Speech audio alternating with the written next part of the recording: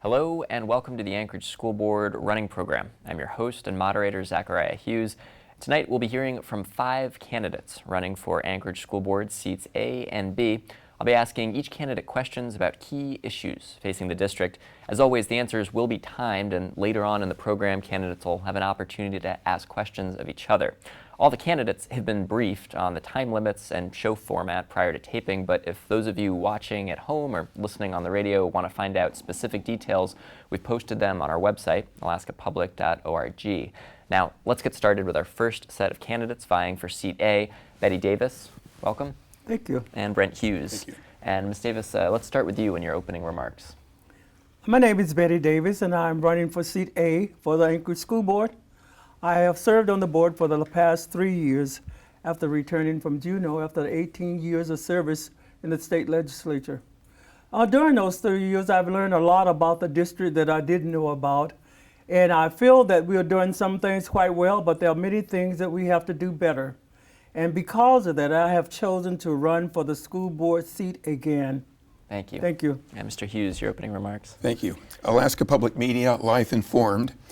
Well, let's see how far we get with that today. I'm formally running for school board because neither the media nor organizations claiming to be child advocates have made the slightest effort to simply investigate, then inform parents of Media Showcase Revolutionary Breakthroughs snubbed by the ASD administration and school boards over the last quarter century. I have 4 bombshell nuggets of information to hand out to the public. It's not your vote, but your phone call that will turn the tide of history for our children. I'm at 333-1200. It's your call, Anchorage. Okay, and we will move now into questions back and forth, and the same question will be posed to each one of you. And so, Ms. Davis, we'll start with you.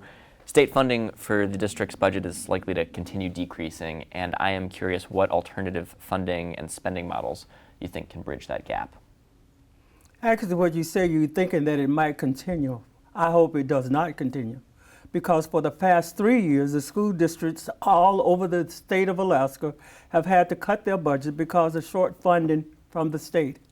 I believe that the districts are doing as much as they can to look at where they can make cuts. But you can't cut your way out of this situation. And first of all, we need to be concerned about all our children. And to have a budget that don't give us the money to start pre-K in this state and start our kids off with a good start is a terrible thing to happen. So I hope that we don't have to come up with a plan. We can't raise any money except for what we get through donations and what we get from the state, the federal government, and also from the municipality. Okay. And the plan has to come from Juneau, from the legislature. Okay. And that was 45 seconds. And so, Mr. Hughes, the same question to you with decreasing funds coming, how you're going to close that gap. There's 2 issues, finances and academics. My expertise is in academics, not finances. For finances, I would contact people or seek consultation from individuals with the stature of, say, David Boyle, Bob Griffin, certainly Gunnar Knapp. This is not my area of expertise, so these are the types of individuals I would seek for consultation. Also, I would want opposing viewpoints and make a decision based on that. My expertise is in teaching, creating and teaching and advocating for college-level curricula for grade school children, which is part of the message that I hope to get out to the public from their phone calls. Okay, and the next question will start with you. And okay. I'm curious if you think that achievement and opportunity are spread evenly across the district, and why or why not? Well, I don't think achievement is. I think opportunity certainly is, but I don't think achievement is. I think that in lower socioeconomic areas of any municipality, you're obviously going to find lower achievement. But I'm going to say again, I've got 4 bombshell nuggets of information, TV, radio, and newspaper acclaimed, snubbed by the district for the last 25 years. We already have solutions, and I need to hear from the public, 333-1200, to pass those solutions on. We've got solutions. Okay, and Ms. Davis, the question for you, do you think opportunity and achievement are evenly distributed across the district schools? As far as what we spread across the district for the funding, it's equal. but we do have gaps. And we have gaps that are mostly from minority students. And that we need to do something to improve that. And that is the goal of the district, to do that. Okay. The next question is for you. One of the criticisms that's been brought against Anchorage's governing bodies, both the Assembly and the school board, is that they don't represent the diversity of Anchorage's full demographics across the city. I'm curious what diversity means to you and how you think that can be put into practice on the school board. Would you just repeat the first part of your question? Yeah, it's a long question. I apologize. But I'm curious, the question part, what diversity means to you in the school board context and how you'd put that into practice. What diversity means to me is that all people are equal, regardless of the color of their skin or what sex and race that they are, whatever it might be, they are equal. As far as diversity, we have a lot of diversity in our school district. If you look at it now, we're minority is majority now. When I came to Alaska some years ago, it was not that way at all. And so we have to be able to meet the needs of all the children, not some of the children, not particular races, but all races. Okay. And Mr. Hughes, the question to you. Right. Again, I just go back to solutions. We've had solutions for 25 years. 4 nuggets of information I hope that I hear from the public. For example, one of those, 2-page cover story in the Denver Post. I am aware of a 10-week program in which 13 out of 15 gang members got their GED. We already, of course, there's gaps, and diversity is inherent worldwide as far as that goes. But it's the solutions that matter. We've had solutions for 25 years. The current school board, as well as the current administration, as well as the administrations and the school boards over the last 25 years, have snubbed TV, radio, and newspaper acclaimed revolutionary breakthroughs. Nothing is going to change until the public is informed. Okay. Contact me. All right. Well, the next question is on the superintendent, and I'm curious what you're looking for in a superintendent and what you hope a new superintendent might achieve. I think it's irrelevant. I think it's absolutely irrelevant. It doesn't matter who the superintendent is. It doesn't. Property taxes, bonds, numbers of school buses purchased, et cetera, all focus on adults. I'm sure it's like this in every school board across the nation. I've spent 3 years contacting school boards. No one seems to be addressing the children, and what will deliver for children in the United States, which is 28th in the world in math, what will deliver is solutions, and we've had solutions for 25 years. It doesn't matter who the superintendent's going to be. I think that's a joke. That's a political issue that comes and goes and has in this country. I see the light is on for some time. It's solutions, Anchorage, solutions. Okay, and we'll try and find time to kind of maybe ground that conversation in a second. But Ms. Davis, the question to you in what you're looking for in a superintendent. We are looking for a new superintendent. And I suppose the same qualities that we have in the present one that we have, we'd like to see some of those same qualities in a new superintendent. I didn't come here to discuss that because it's already in the process of happening, and we will interview people very soon for that position. But the main thing that I want is someone that cares about children and willing to do the work that needs to be done for us to meet the goals that we want to meet on our 2020 our information that we have out there saying that we want to improve in attendance, dropouts, graduation rates, and all those things that we can work on to improve the situation for all our children. That's what I want in a superintendent. Not to say that the superintendent that we have is not already doing that.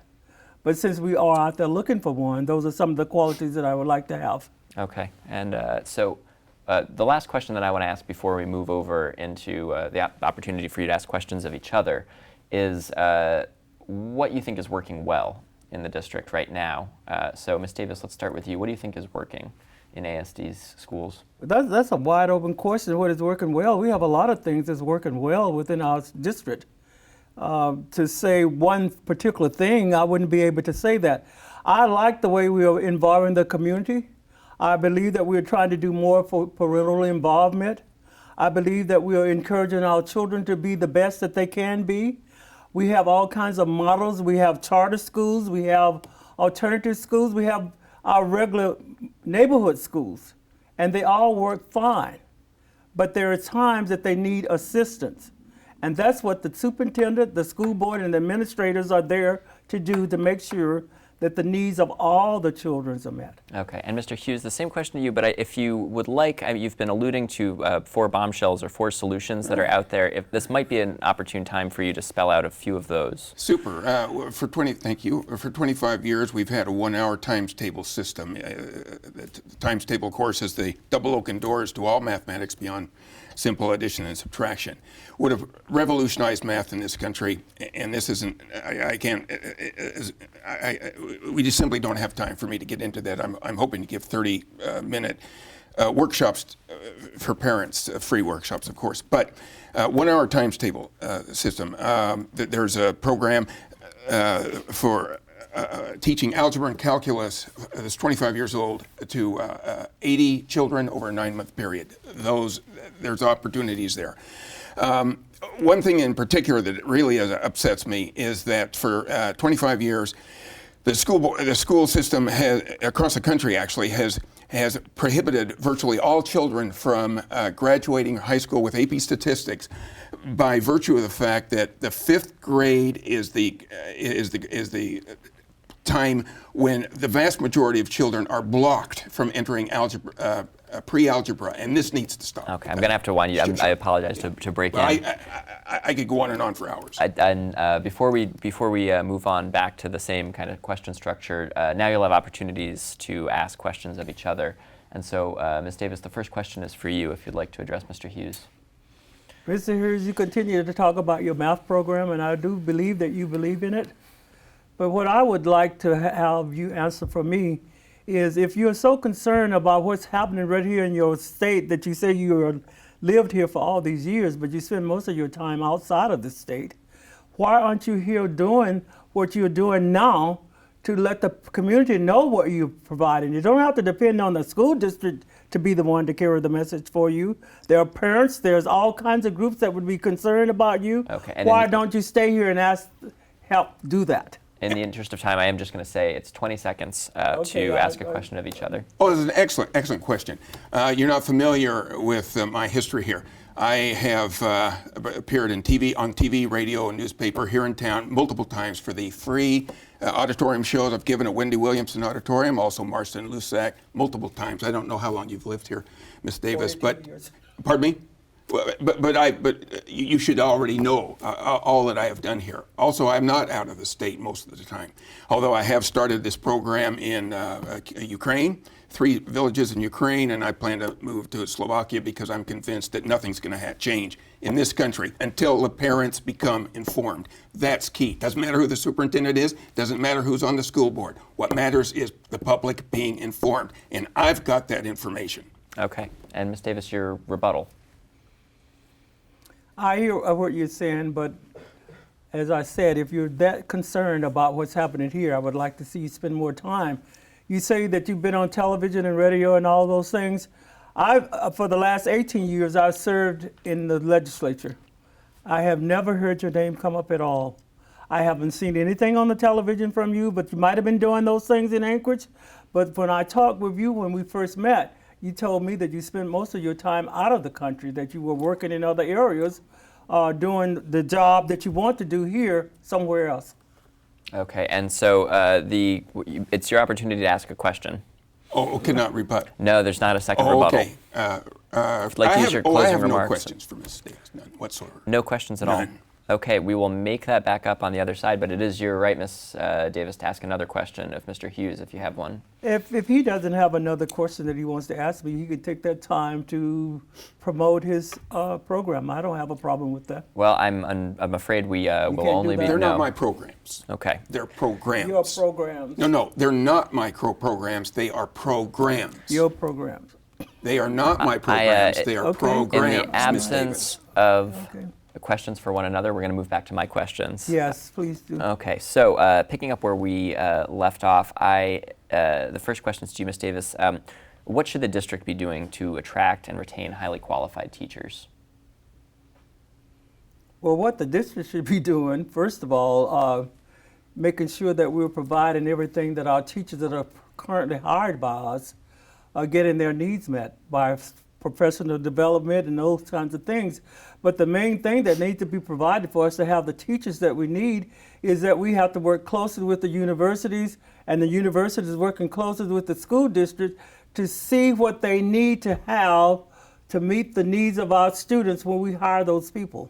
And even so, we also need to be talking to them about why do we graduate students, which you say have met all the requirements and go over and enroll at the university, and many of them have to take remedial courses for a whole year.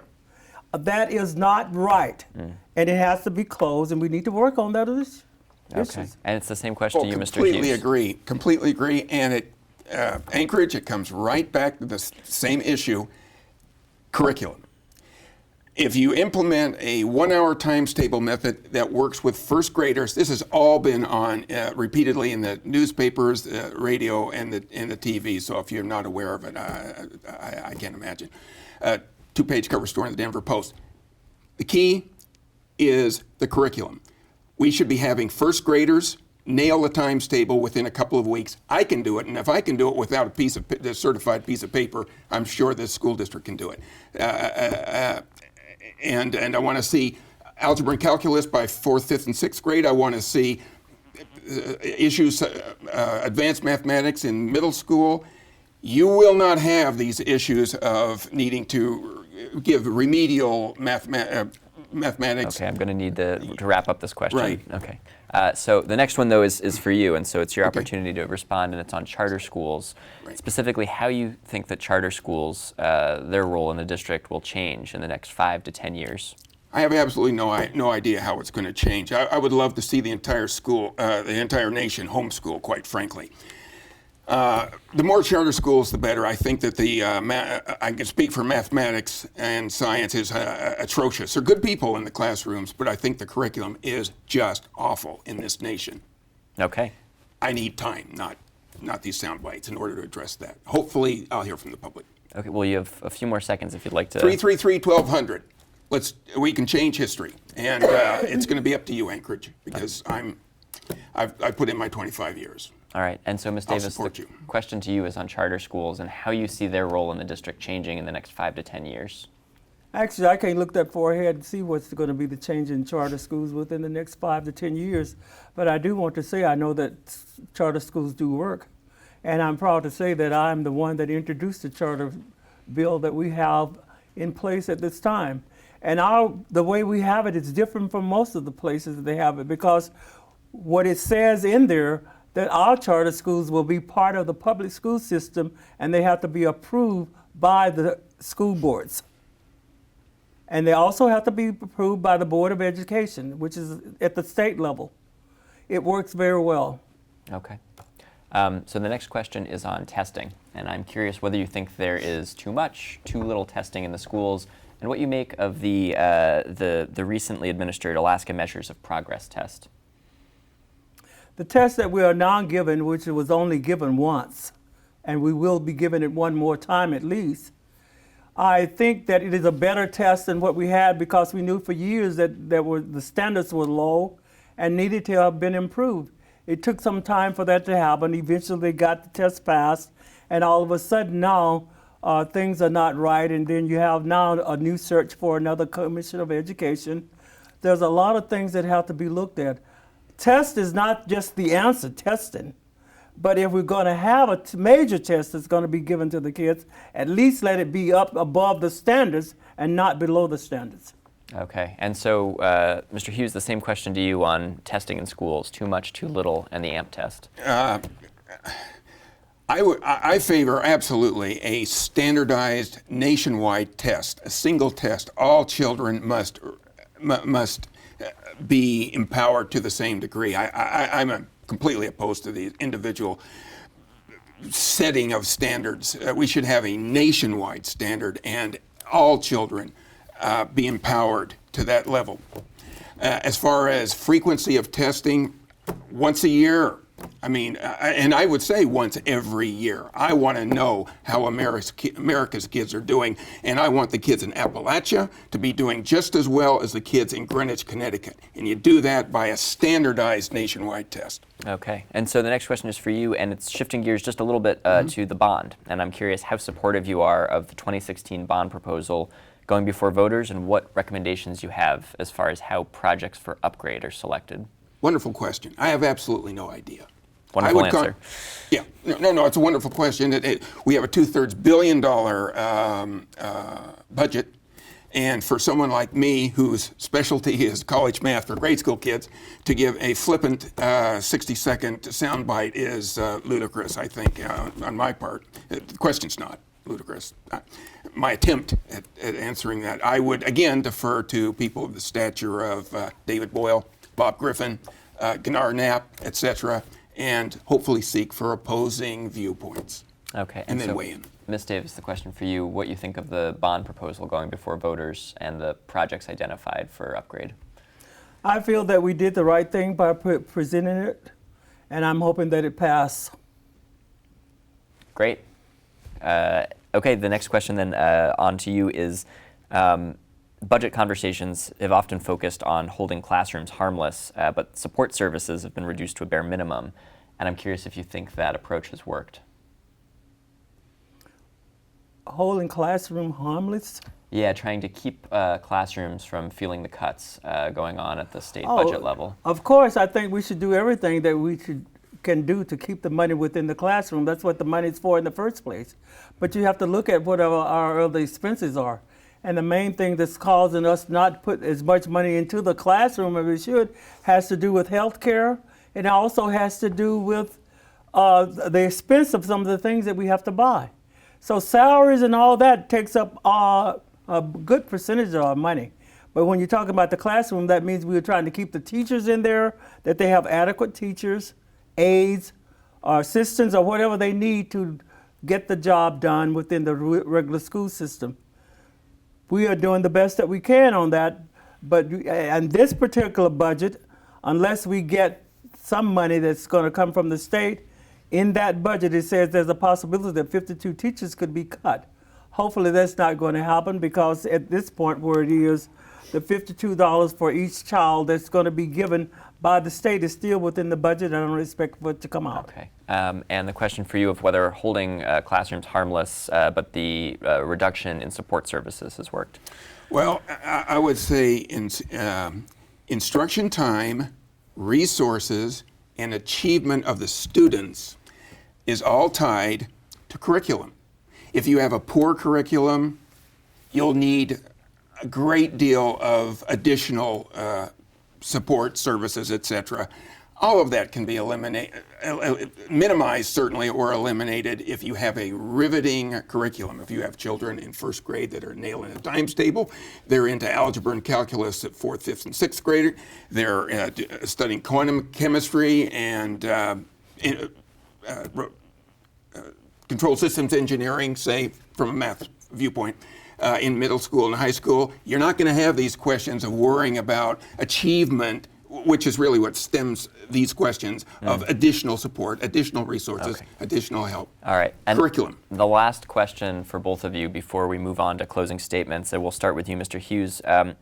What, if anything, do you think that as a school board member you should do to increase morale in schools? Should this even be the prerogative of school board members? I think it all should. I think everything should be the prerogative of a school board member, and I don't think it's been happening for 25 years. Morale. If you have young children, if we're first in the nation in mathematics, and that's all I can speak to, math and science, if you have young children who are nailing the times table, I keep coming back to that because it's fundamental. In first grade, racing through fractions, algebra, calc, etc. by sixth grade, what do you think that would do to the morale of our nation? It would be phenomenal, and it's been available for 25 years.